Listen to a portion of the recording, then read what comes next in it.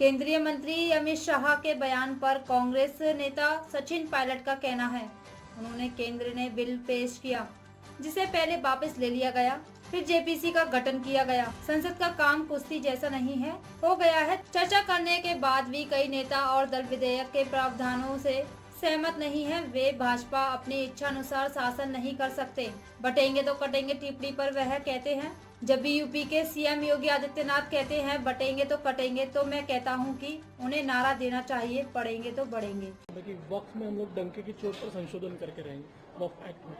देखिए, संशोधन जो होता है वो पार्लियामेंट का काम है। पहले बिल लेकर आए, विड्रॉ करना पड़ा, कमेटी बन गई, वो भी काम नहीं कर पा रही है।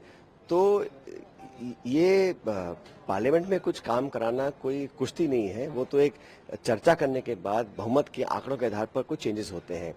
जो प्रावधान वो लेकर आए हैं उसमें बहुत कुछ ऐसा है जो काफी दल और नेता उसको उससे सहमत नहीं है, तो चर्चा करना पड़ेगा। लोकतंत्र का मतलब ये नहीं है कि आप जबरदस्ती किसी को फोर्स करें। एक संवाद हो, चर्चा हो, अगर कुछ सार्थक निकल कर आता है उस पर चर्चा हो सकती है। लेकिन मनमानी तरीके से जो पिछले लोकसभा में करते थे, इस लोकसभा का जो गठन हुआ है उसमें बहुमत उनके पास नहीं है। योगी जी जो नारा लेकर आए बटेंगे तो कटेंगे, उस पर उन्होंने कल टिप्पणी की। उन्होंने उदाहरण दिया कि मल्लिकार्जुन खड़गे के परिवार को भी इस तरीके से रजाकारों ने मार डाला था, उस पर वो कुछ नहीं बोलते, चुप्पी साध देते। कि जो ये सवाल उठाते हैं उनको समझना पड़ेगा कि खड़गे साहब एक गरीब दलित परिवार में पैदा हुए और उनके साथ बहुत ज्यादती हुई और वो एक बड़े दिल के आदमी हैं। उनके परिवार ने उनके परिजनों को मारने वालों को अगर माफ भी कर दिया, तो क्या इस देश के लोगों ने महात्मा गांधी के हत्यारों को माफ किया है क्या?